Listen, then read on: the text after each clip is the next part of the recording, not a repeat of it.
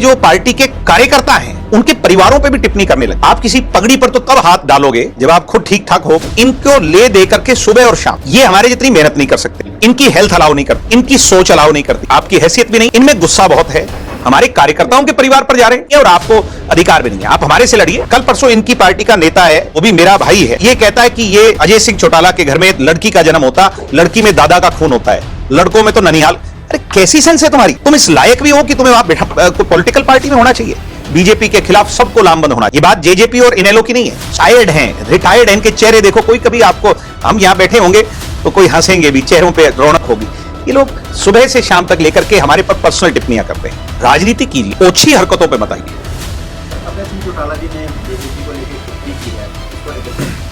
ऐसा है कि गैर जिम्मेदाराना, गैर, जो मैं ये कहूंगा कि एक ऐसी टिप्पणी जिसने आम साधारण कार्यकर्ता की असमियत पर सवाल उठाया। उन्होंने कहा कि इनके कोई रिश्ते भी नहीं लेगा या लेता। हमारा जो सामाजिक ताना बाना है उसमें एक कहावत है कि रिश्ते तो ऊपर से तय होकर के आते हैं और रोटी बेटी का जो नाता है उस पर कोई आज तक राजनीतिक टिप्पणी नहीं होती थी। पता नहीं कौन किसके यहां मैरिड हो, कौन कैसा रिश्ता हो। तो ये दर्शाता है कि वो हमारे से लड़ाई लड़ते लड़ते अब हमारे जो पार्टी के कार्यकर्ता हैं उनके परिवारों पे भी टिप्पणी करने लग गए, उनकी रोटी बेटी के नाते पर भी टिप्पणी करने लग गए। ये लोग किस स्तर तक गिरेंगे ये मेरी समझ से परे है। आदमी जिसका खुद का बैकग्राउंड जब वो देखे, पीछे मुड़ करके देखे, तो वो कहते हैं ना, जिनके शीशों के हों दूसरों पे पत्थर नहीं फेंका करते। आप किसी पगड़ी पर तो तब हाथ डालोगे जब आप खुद ठीक ठाक होगे। तो इसलिए मेरा कहने का मकसद ये लोग देखो, लड़ाई किससे लड़नी चाहिए? पॉलिटिकल सेंस कहती है कि बीजेपी से लड़ो, या सवाल किससे पूछने चाहिए? जो 37 सीट वाली ओपोजिशन पार्टी है।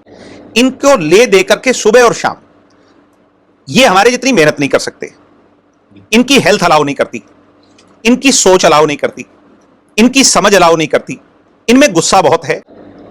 ये सड़क पर चलते किसी को डांट देते हैं, बुरा भला कह देते हैं, यानी सोचने की बात है। तो ये लोग लिमिटेड उसमें जी रहे हैं, टायर्ड हैं, रिटायर्ड हैं, इनके चेहरे देखो। कोई कभी आपको, हम यहां बैठे होंगे तो कोई हंसेंगे भी, चेहरों पे रौनक होगी। ये लोग सुबह से शाम तक लेकर के हमारे पर पर्सनल टिप्पणियां करते हैं। कब लगे थे ये कहने? हमारे खून पर सवाल उठाया था इनने। ये वही लोग हैं, हम चुप रहे थे।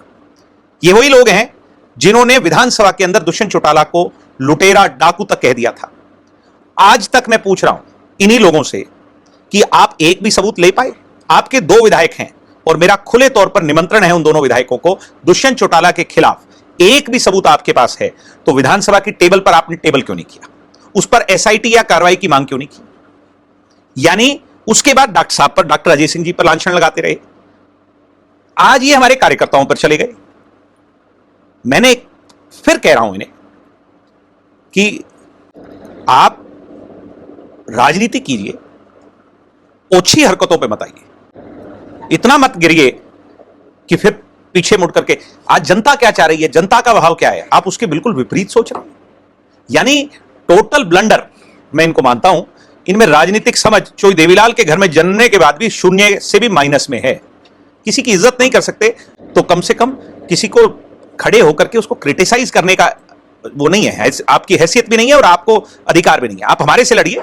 हमारे कार्यकर्ताओं के परिवार पर जा रहे हैं कि उनके घर कोई रिश्ता करेगा या नहीं करेगा, कैसे सह लेगा भाई कोई?